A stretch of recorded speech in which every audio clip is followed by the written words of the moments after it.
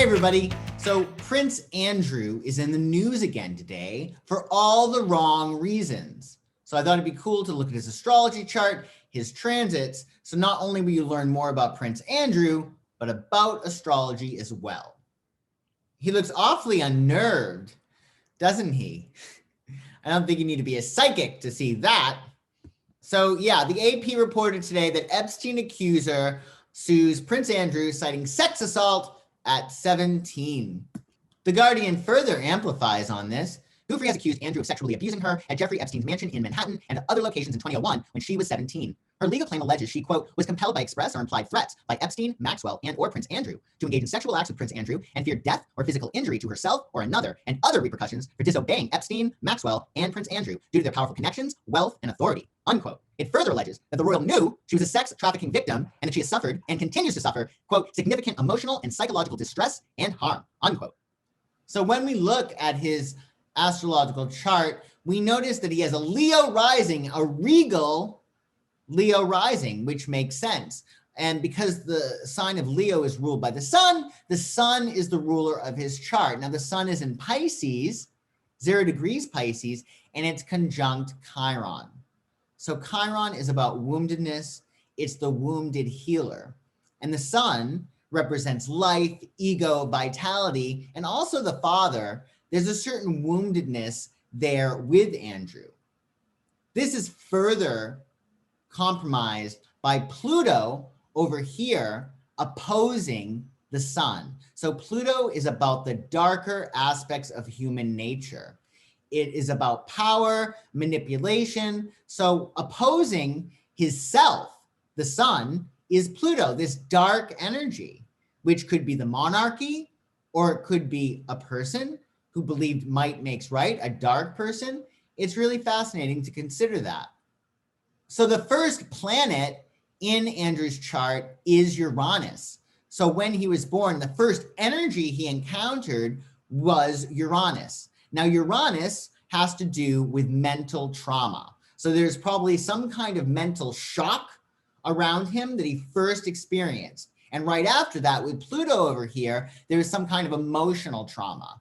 So this guy did not have an easy run of it at all, especially with that sun being opposed by Pluto. That is a big deal. Further, we notice that Uranus at 18 degrees Leo, remember, shock, mental trauma, that makes an awkward quincunx with the planet of communication, Mercury, at 17 degrees Pisces. So there was some adjustment really needed between how he would naturally communicate and some shock. So this would say to me, whatever shock he experienced, he could not communicate. He had to adjust his communication in order to perhaps appease this Pluto, appease this opposition. But this is not somebody who had a free flow of communication. He couldn't really talk about his problems, etc. Further, this Uranus in Leo at 18 degrees makes a quincunx also with Saturn at 14 degrees Capricorn. So Saturn is a planet of discipline, restriction, and responsibility.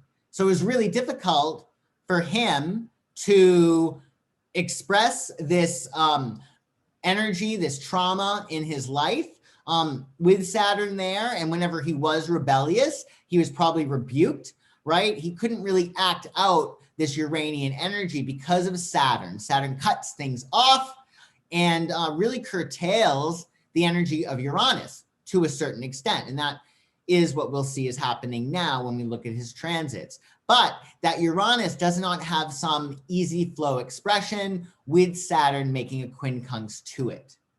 That Pluto at 5 degrees Virgo does make a harmonious sextile with his Neptune in Scorpio. So Pluto is power, Neptune is about illusion. So in some respects, he was able to use that Plutonian energy, fusing it well with Neptune to come across as idealistic, maybe romantic, maybe Prince Charming. I know in his early days in the 80s, he was seen, running around London with lots of gorgeous actresses.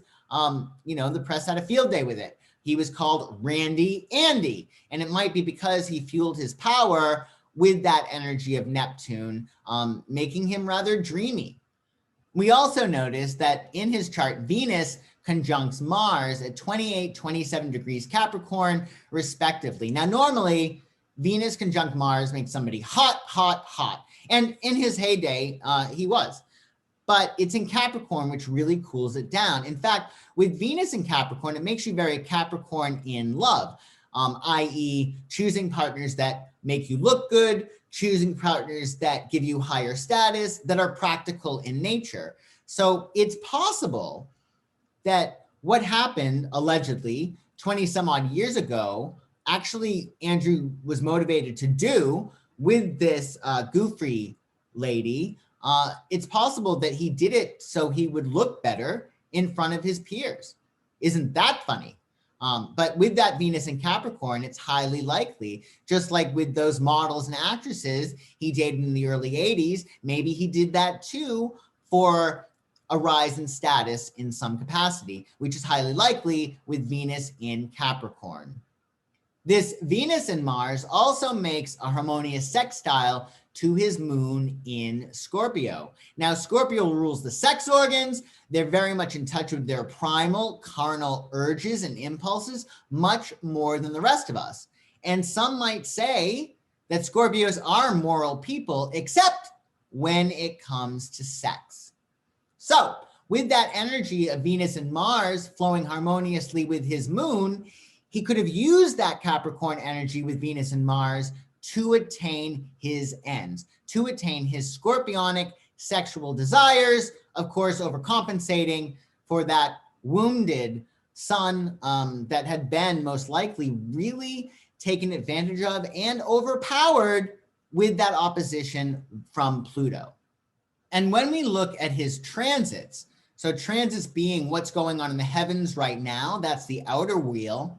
With his natal chart, we notice that the sun right now, today, is at 18 degrees Leo, making an exact conjunction to his Uranus in Leo.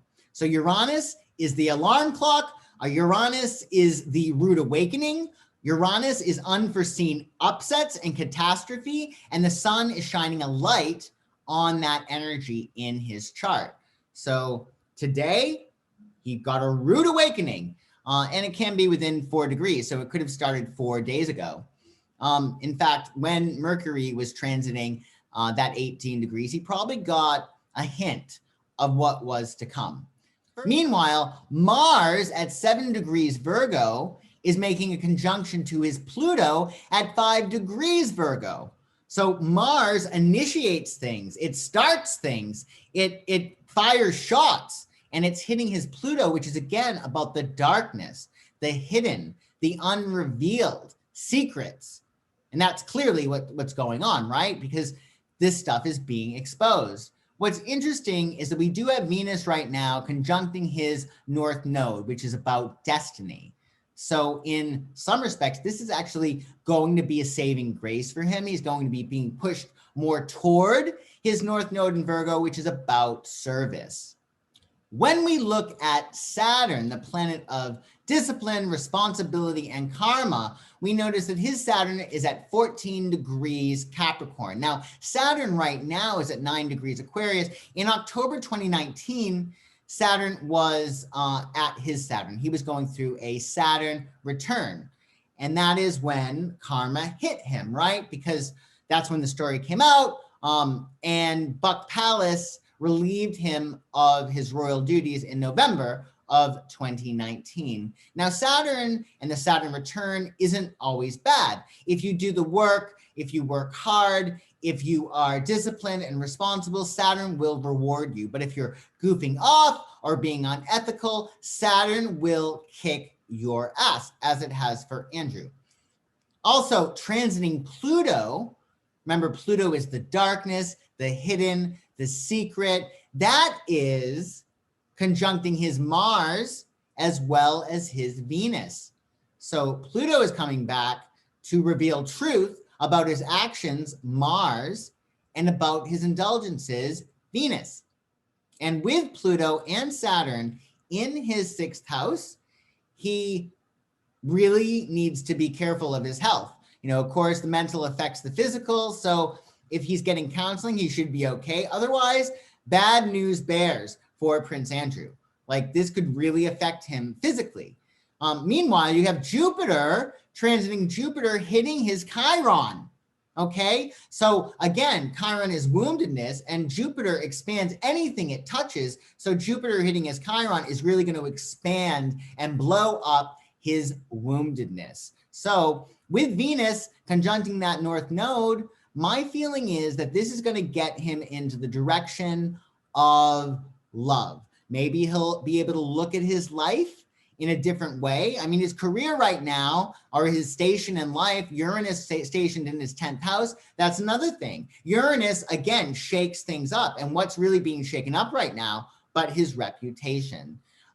So there's a lot going on here in his chart. There's a lot going on here. I don't think that anything that happens to somebody gives them an excuse to do something to somebody else.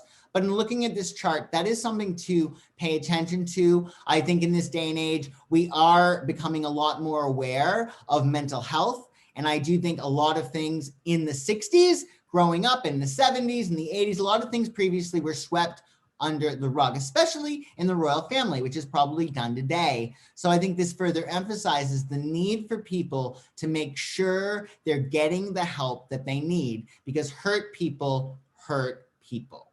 Thank you for watching my explanation of Prince Andrew's astrological chart and the transits affecting him now. If you like this video, please like it and subscribe to my channel if you have not already. Take super good care, and I will see you soon.